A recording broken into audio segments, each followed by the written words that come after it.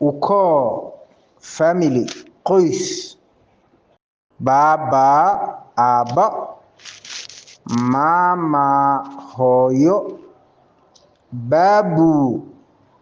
babu awoowe, nyanya ayeeyo, mjomba abti, amu adeer, dada abayo, shangazi eedo, kaka walaal, ndugu walaal, halati habaryar, shemeji seedi, shemeji dumaashi, shemeji seedi, shemeji dumaashi,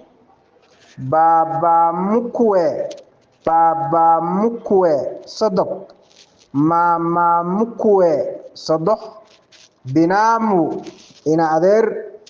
mjukuu cunugaaga cunugiisa, mtoto cunug, watoto caruur, kijana wiil, vijana wiilal, msichana gabar, wasichana gabdho, bibi marwo, mke marwo, bwana nin, mume nin,